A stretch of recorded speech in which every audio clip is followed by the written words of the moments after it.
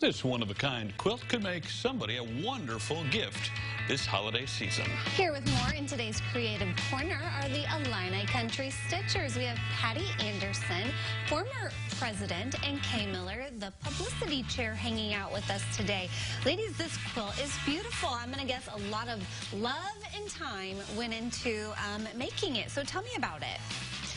Well, the makers of the quilt are actually Deanna Williams and Marcia Schneider. And it was they who picked the design, and Deanna actually did the actual quilting on it. It's called Harlequin, which I think is because of the diamonds that's related to jokers and such. So, I don't know. I guess I never really thought about multiple people working on one piece, but apparently that's fairly common when it comes to quilting. Why is that? We do that because you get them done faster. Right? No, it's just fun to work together. So this one, several people did work on it, and I might mention these are batik fabrics, which is a certain type of fabric, and so that makes it very bright and colorful. Well, and it's just as bright and colorful on the reverse side there. This is a twin-size quilt. Right.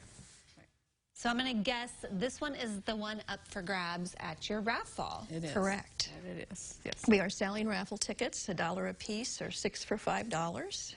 So. And this is something that you guys do, from what I remember, on an annual basis. That is correct. And the money goes to? A number of philanthropic projects that we do, and some of it is for educational projects for us to learn new quilting techniques. So one example of the project is we do Quilts of Valor for veterans, and with Veterans Day coming up next week, we're presenting to 5 veterans, and the following week to 10 veterans. They will each receive a quilt with a patriotic theme to it. So we're excited to be able to do that. We do Project Linus quilts, which are for children in hospitals, and we do lots of those. We sewed, 15,000 masks for the pandemic. Yeah, that was last year. Is that how the organization works, or why it was designed in the first place? Sort of tell me about the origins of the Illini Country Stitchers. Well, the Country Stitchers started back in the 1980s. So neither one of us happened to be a charter member, so I can't exactly tell you how it got started, but it's been around for quite a while. And I think it was just mainly the interest of people. There was a revival of quilting after the bicentennial, and it was just a shared interest in reviving a lost art, I believe. So I think part of it too was educational opportunities for us. Like during pandemic, we were able to Zoom with an instructor from Australia even, which was kind of cool to have a session with her. And we bring in speakers to teach us different techniques and to help us up our quilting game. So you mentioned reviving a lost art. Do you feel like quilting is thriving, or is it, you just don't hear as many younger people quilting? So is it a hobby that may taper off? Well, it seems like there's a big interest in quilting, but you're right.